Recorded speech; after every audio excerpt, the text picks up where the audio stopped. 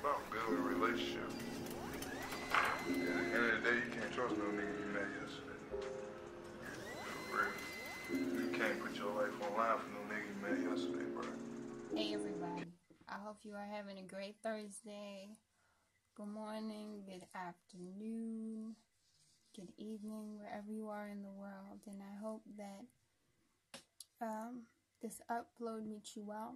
I hope that it's another opportunity for you to sit down and, get updated with me and what's going on. So, I feel like since I'm writing a book now, it's like the perfect time to kind of take you guys through my writing process, the writing process.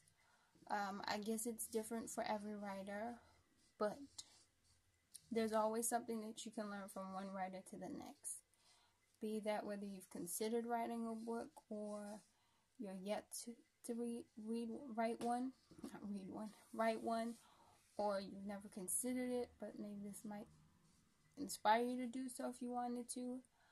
There are very different reasons why people might write a book, and yeah, I just want to share my journey with you. So that's one of the ideas. I want to do like a writing series, probably about my writing process, what inspires me to write, how I get started writing, where inspiration meets me. Like some of y'all might know if you follow me on Twitter.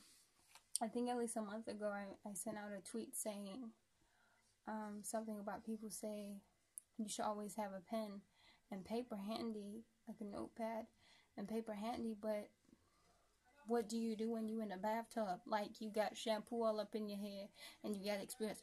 You got inspiration there and then.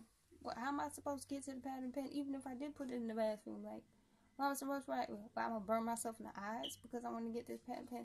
Welcome to episode 1 of Pebbles Writes This. I am in such a good mood today. I'm so happy to bring you guys this first episode of Pebbles Writes This. What gets me most as a poet and a writer is the very question that I'm going to answer this episode. Pebbles, what inspires you? Where do I get started? I'm into arts, poetry, music, dance, actually. Sometimes dance gets me into a poetic mode. And these are the things that inspire me. I'm inspired by other people's poetry, movies, music. If I really like a song and I have the tendency of singing it out, I'm getting an instrumental because I feel like that's my go-to. And I promise you guys, I will have a blog post coming once I form my playlist of the kind of music that are my go-tos when I'm writing. I'm just trying to master what I'm able to work with every time, or different times and in different moods and seasons of my life in writing. Then that will be coming to you.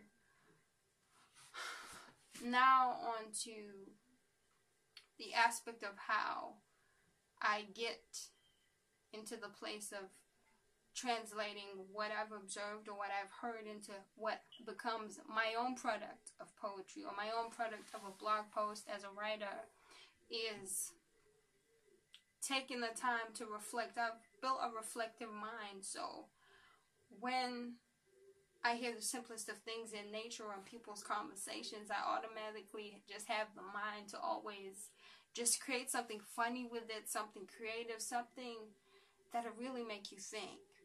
So for that reason, I think it's really, really important to have a pad and a pen. And I've also formed the habit of also having my cell phone with me to use my notes app and stuff like that to write down my ideas and just get it all out.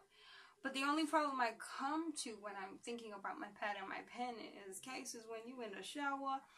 What am I supposed to do if I got shampoo in my hair and I got inspiration? It happens to me a lot. I thought about the recorder option, but really, if my hands are wet, by the time I get to that recorder, it's gone. And that's my only problem.